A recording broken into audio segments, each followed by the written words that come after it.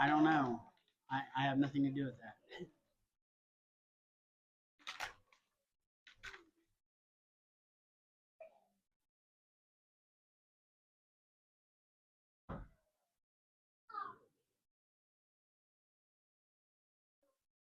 Good morning, church. Morning.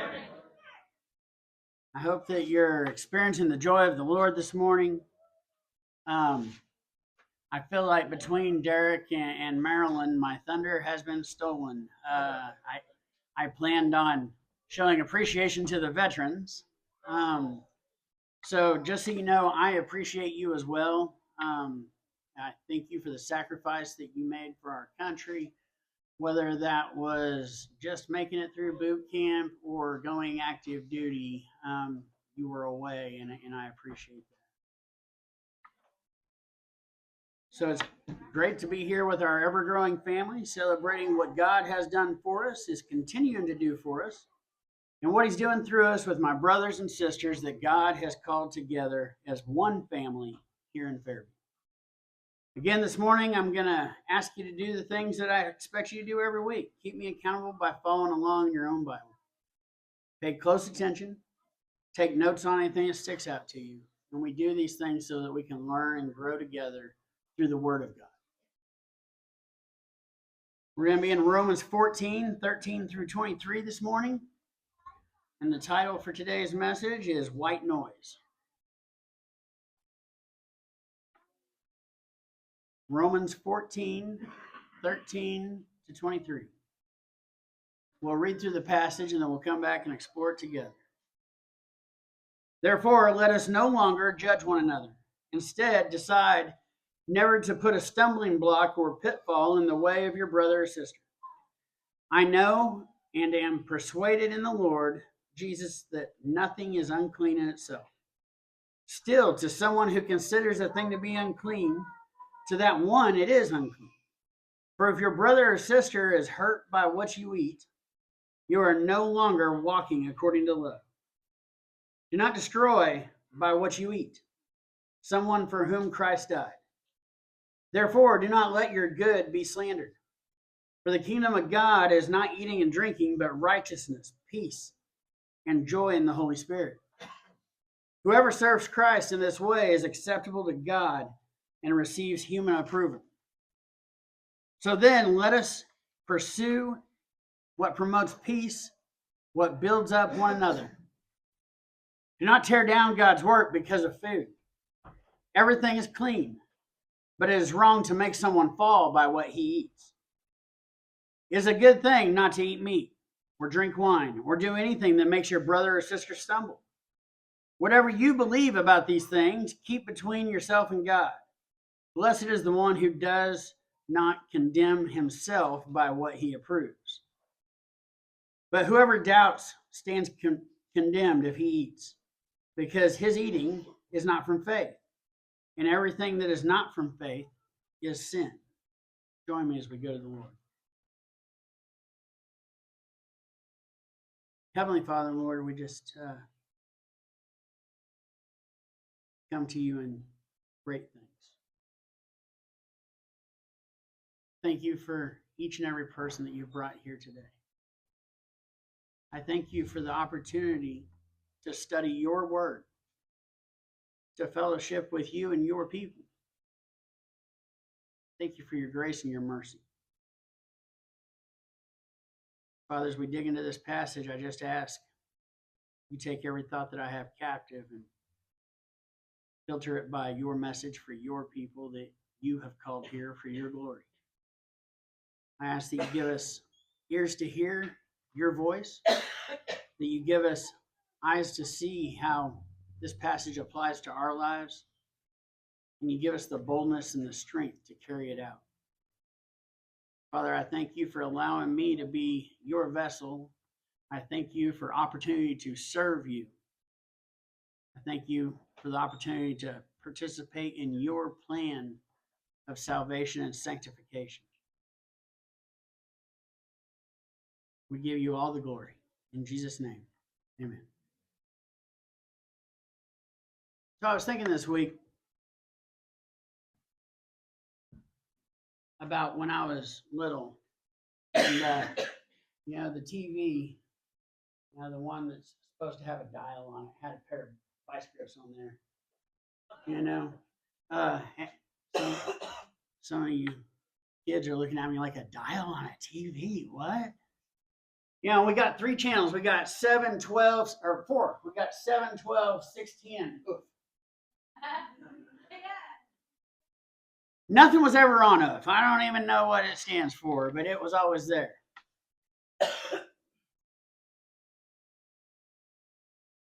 But when those channels wouldn't come in, about when my dad would tell me to go outside and turn the antenna,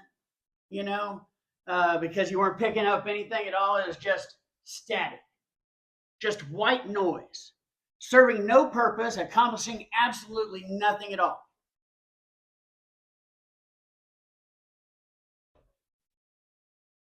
Why do we allow the things that have no salvational value impact us to distract us from the gospel of Jesus Christ?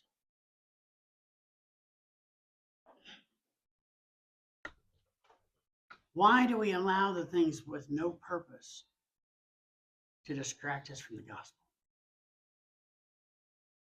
Friday night, I was bringing the message and I looked around and at least a third of the people were on their phones. Some were scrolling Facebook or other social media. I don't know which one. The only way I could tell was the repeated scrolling on their phone, the finger motion, Some were playing games. Some were texting. And the others, I'll just hope they were in their Bible app. As I looked around the room, it saddened my heart. There was an opportunity to hear the word of God, and yet people chose to be distracted by technology and worldly things that all come together as white noise designed by the world to distract us from the truth of God. Don't get me wrong, this isn't a new thing. Satan knew how to distract people from God since the beginning of humanity. He distracted Adam and Eve in the garden with jealousy, greed, and envy. Satan distracted David with beauty and lustful desires that blossomed into manslaughter. And there are many more examples all throughout the Bible. We'll see today how Satan distracted people in Paul's day as we explore this passage together. Verse 13. Therefore, let us no longer judge one another. Instead, decide never to put a stumbling block or pitfall in the way of your brother or sister. So it says, therefore. So I want to reflect back on last week's passage, and that's why I had Adrian read that passage this morning. It's where that we're able to see that we need to be loving with our brothers and sisters, not to let division in. And that's where we pick up today. It is because all people that follow Jesus are brothers and sisters, because we are one whole. We cannot let things in to tear us apart.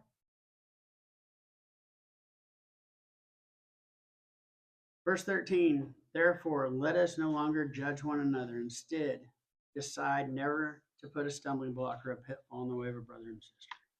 Rather than asking what faults I can find in my neighbors, we should be asking, how will my actions affect my neighbors? See, we want to look at our brothers and sisters. We want to look at other congregations. We want to look at people in society and find offense in it. Look at the other political party. Everywhere we look, society has trained us to find offense. And that is not a biblical concept.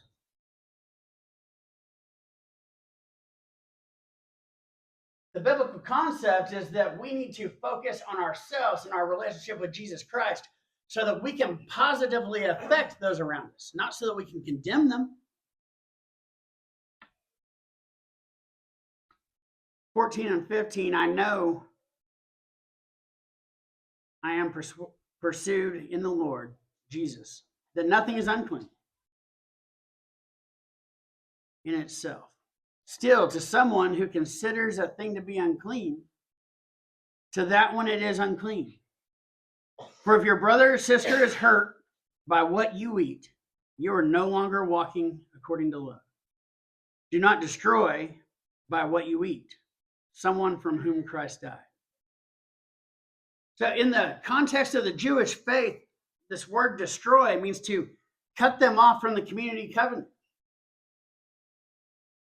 And what this is saying is, if you believe that it's okay to eat meat, and you're around somebody that is truly convinced that it is wrong to eat meat, biblically, that they think it is dishonoring to God, it is not our place to say, hard, you're a dummy. The scripture says, now it's says in compassion that we are supposed to just not eat meat in front of them. Not make fun of them because they have a different understanding.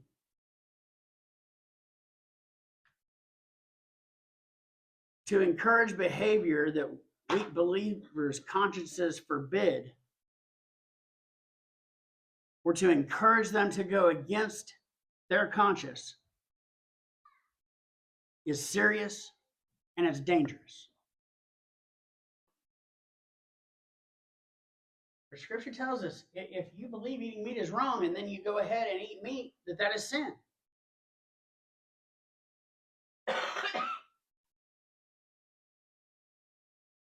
I don't know if you guys remember from last week that we stated that a weak Christian is one who focuses on things that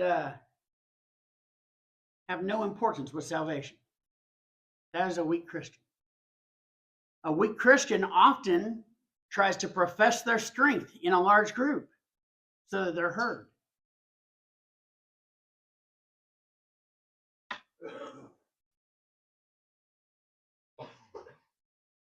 Why would we ever take a chance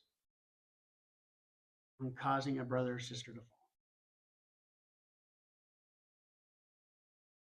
Isn't that the opposite of where we're supposed to be heading in our walk with the Lord?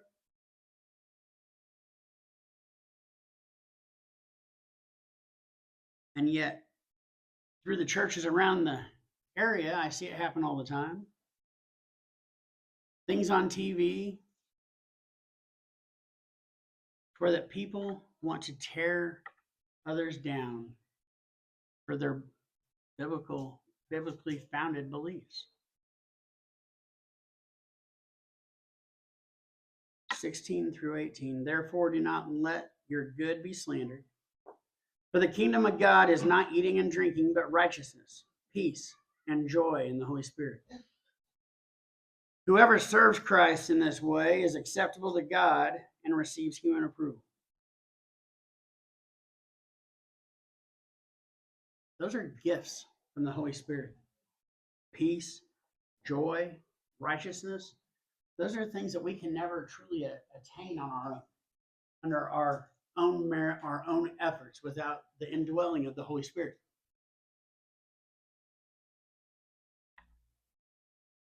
This talks about the strong here, and the strong are urged to weigh the importance of exercising their freedom against two considerations.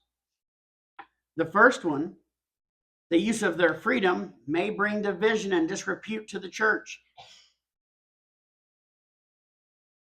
The second is God's kingdom, and therefore our freedom is not a matter of food and drink, but of the blessing of grace. While God alone is our judge, the impact of our actions on others plays a vital role in fellowship and evangelism.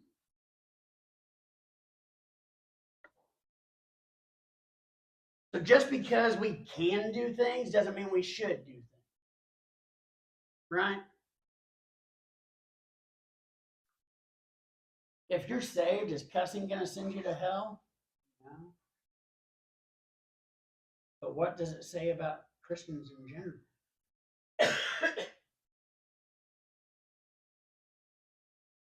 Every action that we take, every word that we speak is being judged by the lost world. And why would somebody in the lost world want to find salvation if we behave exactly like them? If we're full of hate and greed and lust and anger, why would they want that? See, everything we do and say has eternal consequences.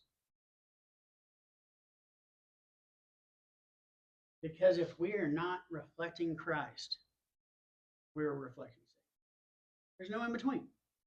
At all times, we are either being obedient to God or being obedient to Satan.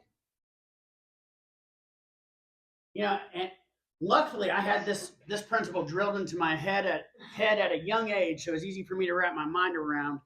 But it was in a different manner, right? My dad told me when I was a little bitty, my dad would tell me, son, you got to wear the white hat or the black hat. Nobody respects a man with a brown hat. I said, what? He said, well, you're either going to be a good guy or you're going to be an outlaw. In-laws are outlaws. Nobody wants somebody running down the middle playing both sides. So I took the outlaw way for a lot of years, you know. But it's the exact same with God. We're either being obedient to God or obedient to Satan. Satan doesn't have to get us to go kill people. He just has to get us to spew a few hateful words. He has to deceive us to thinking that it's okay to not be obedient to God. I mean, that's all Satan wants to do, is stop or slow down our obedience.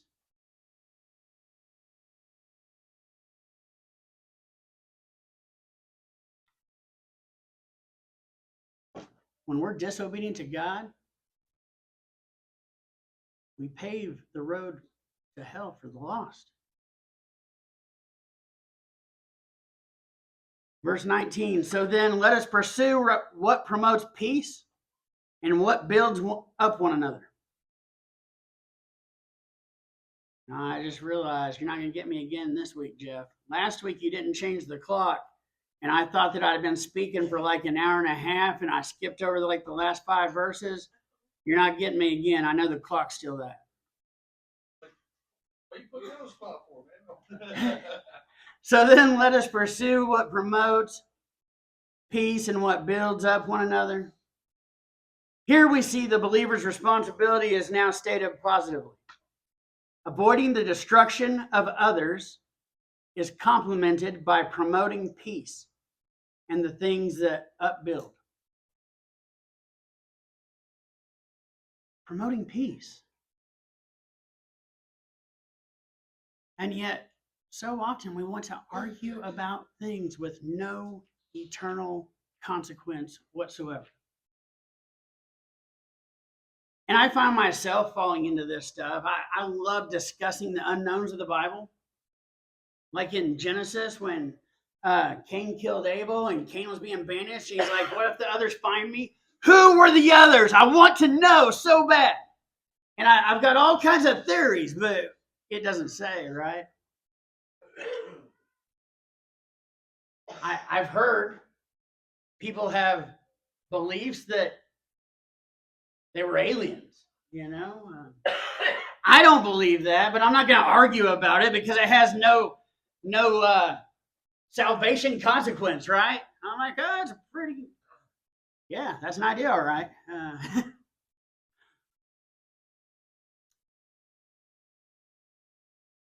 Our interaction with people needs to reflect Christ. It's the believer's responsibility to avoid the destruction of others. It's the believer's responsibility to build people up. It's the believer's responsibility to reflect Christ in every interaction they have. The goal of the kingdom is not to keep people in line with our preferences. It's to pursue what promotes peace.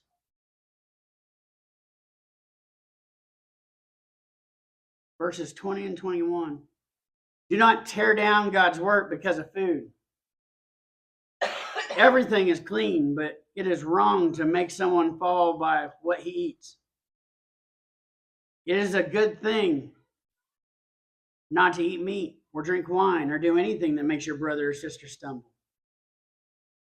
For the strong, this includes both maintaining fellowship with the weak and also encouraging them to understand the liberty that is theirs in Christ.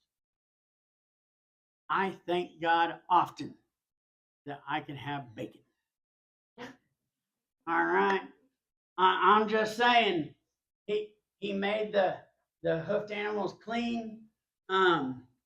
Bacon, ham, pork chops, tenderloin. I mean, it's all good, right? Thank you, Lord. But, you know, a lot of you folks knew Dave at Mini Mart in Goodman.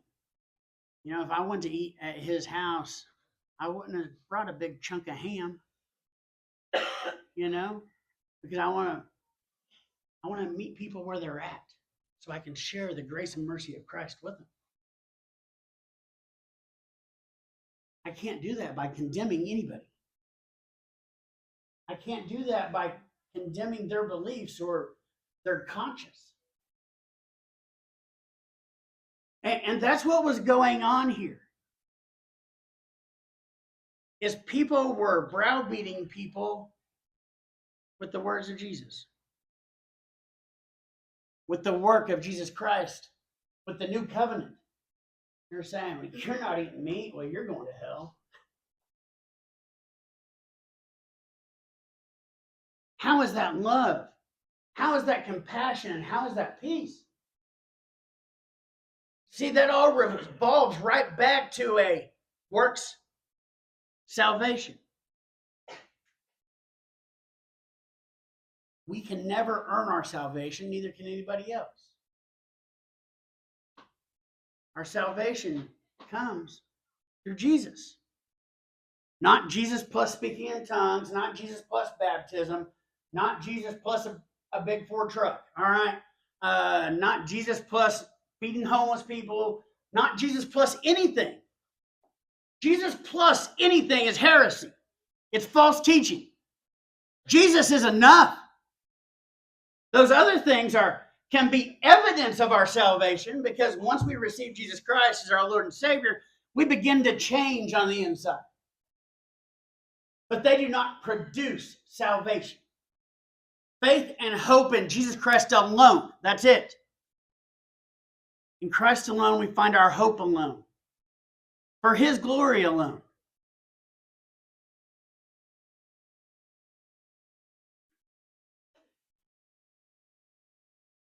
So we need to maintain fellowship with the weak while we encourage them in the areas that Jesus has set them free from. When those are our goals, the freedom to eat and drink will be made subservient to them. The well-being of the brother will take precedence over the enjoyment of meat and wine. We can use our freedom in two ways. Either we tear down God's work in people's lives by flaunting our liberty, or we build up one another by being sensitive to our weaker brothers and sisters. The irony is that while we may have the freedom to do something, if we continue to do it knowing it'll make our brother or sister stumble, that action is evil. On the contrary, it's a good thing not to do anything that makes someone stumble, which means that we should not be tripping them up spiritually.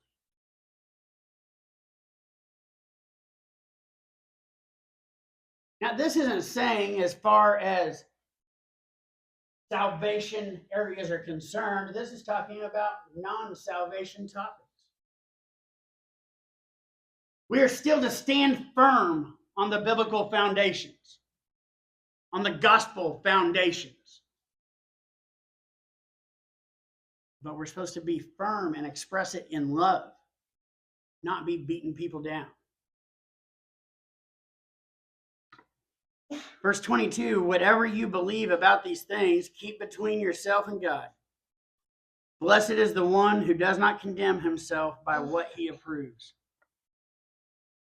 It is so important that if the Bible doesn't state it as fact, we don't state it as fact. You know, we had a discussion in small group months ago. I don't remember how long ago, months ago, maybe a year, I don't know, about the way the Bible looks at the end of times, and that it appears that Jesus is going to come back in the next 33, 34 years because it says the last generation, you know, and we can discuss those things, and those are our opinions. But it's not biblical fact. So we can't stand up here and say, well, Jesus is coming back in the next 30 years, I promise.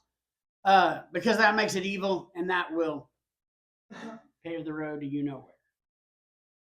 We are not to add to or take away anything from the gospel.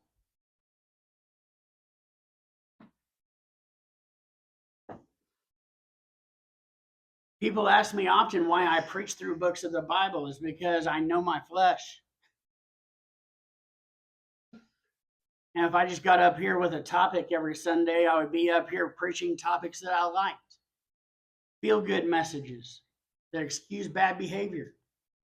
But that's not what the full text of God does. It points to the truth that we need a Savior.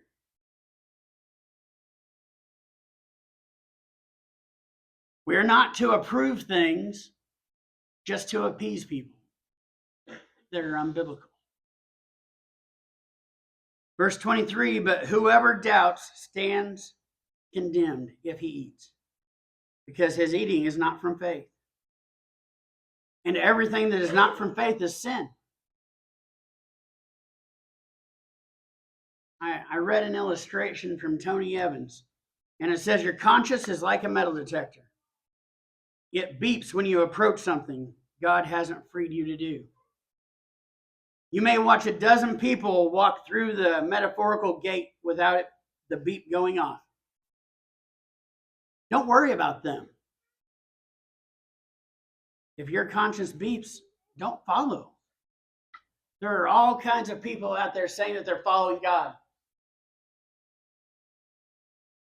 But when you hear the voice or feel the presence of the Holy Spirit saying, don't. Listen. Listen. Because people will lead you astray, but the Holy Spirit never will. Why do you allow the things that have no salvational impact to distract you from the gospel of Jesus Christ? The world is full of voices telling us what is right, what is wrong, what is good, what is evil. We need to make sure that we don't allow those voices to drown out our conscience. Our conscience is a tool that God uses to guide us in various matters of life, our spiritual walk, and our behavior. We need to constantly be seeking to be more in tune with our conscience so that we can hear from God. The more we allow ourselves to be distracted by the white noise of the world, the harder it becomes to hear God directing our steps. It's a perpetual sequence of events that ends in one of two ways. Either you have tuned God out with the distractions of the world to where that each time you choose to ignore the voice of the Lord, it becomes harder and harder to hear the conviction of God through your conscience, to the point that you will believe the lies of the devil and believe that you can willfully live in sin. and God's good with it.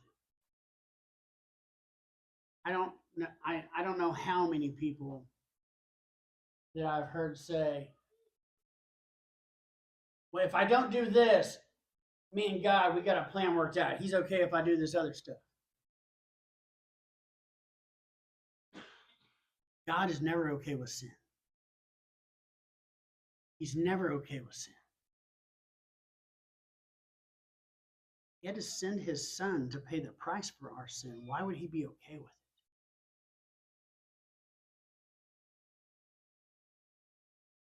it? It's either that or we're tuned into God, listening for his truth, his word, his guiding of right and wrong, not the world's. And through this, you're blocking out the white noise of this world. And you're a living example of Jesus Christ and his love. You have to be focused and intentional so you don't allow the things that have no salvational impact to distract you from the gospel of Jesus Christ.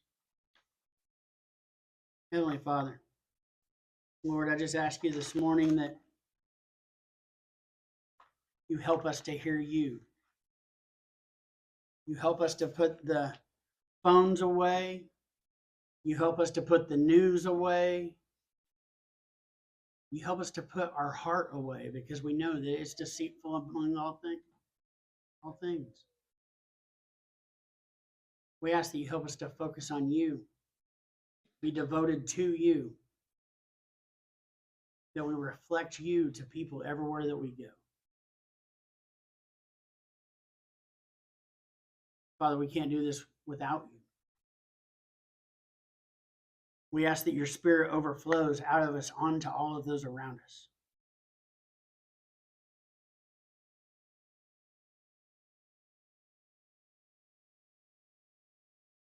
Father, let us be the New Testament church.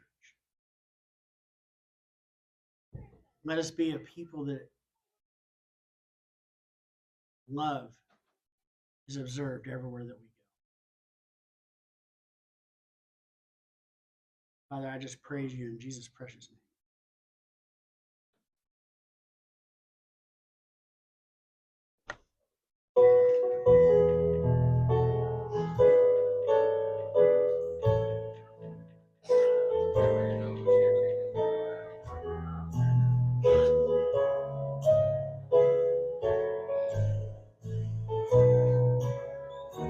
Softly and tenderly, Jesus is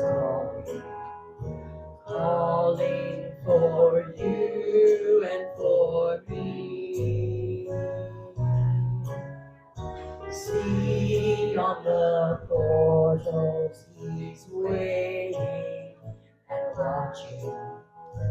watching for you and for me. Come home, come home. You are weary, come home. Earnestly, tenderly, Jesus is calling, oh sinner, come home. Why should we tarry when Jesus is pleading for you and for me? Why should we linger and heed not his mercies for you and for me? Come home, come home. You are weary, come home. Earnestly, tenderly, Jesus is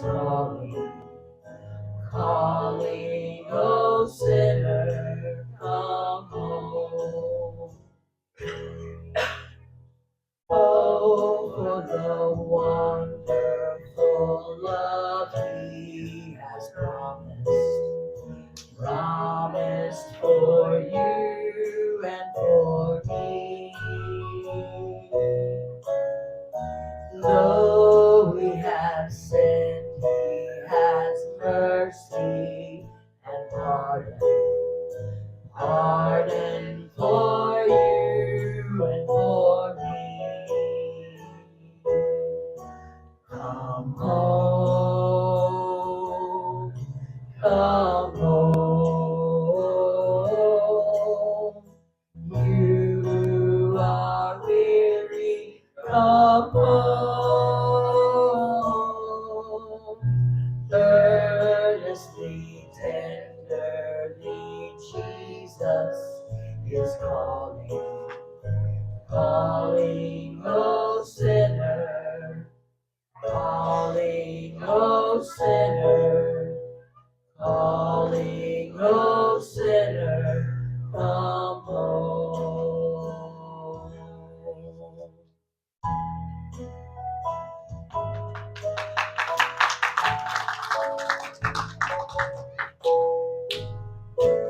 Before we have Brian close us out in prayer, I want to ask the elders to come up.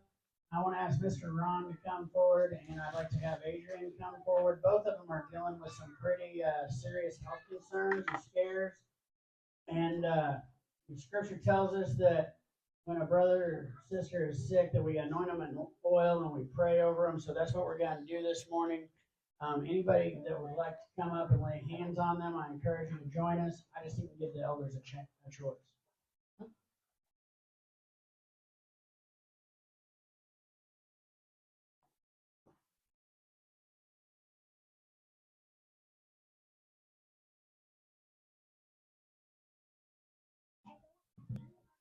Heavenly Father, Lord, we just thank you for our brothers. We thank you for what you've done in their lives and through their lives. And Lord, your scripture tells us that your will be done. But it also says to voice our wills, desires of our heart. And Father, I just ask for both of them that the desire of my heart and the desire of the heart of those gathered around here is just miraculous healing. The kind of healing that only you can get the credit for. Lord, we know that you can do it. We know that you can also use doctors. Father, we just ask that it be a testimony of your goodness, a testimony of your excellences. Father, we just want our brothers to be healed. Father, Lord, I pray for comfort, Lord, guidance, peace, both of them, Lord. Pray that they will know that those all situations, Lord, that you are in complete control. Lord, I pray that your spirit will be so abundantly upon them that they can, Lord, they're in control of everything that's going on in their lives, Lord. Pray that they'll lean on your understanding. Pray that guide the doctors. So both of them, Lord, Christmas, rapid healing, we can glorify you. We can know that it is you, Lord, that healed both of them. Testify.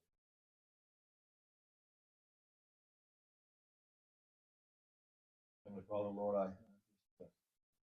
we've seen time and time again in our church that you're the great miraculous healer, Lord. We know that anything's possible through you, Lord. I just give over Adrian and Ron to your care, Lord. We know it doesn't get any better than that. Pray that you see to their needs, you comfort them and their family and their loved ones, Lord. And we pray for total healing. Only your capable. So we ask this all in your name. Thank you for Ron and Adrian. Believe for healing. Lord, and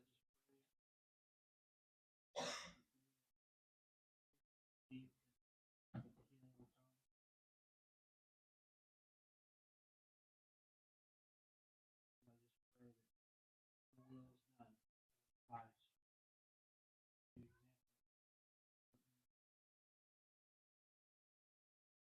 Amen.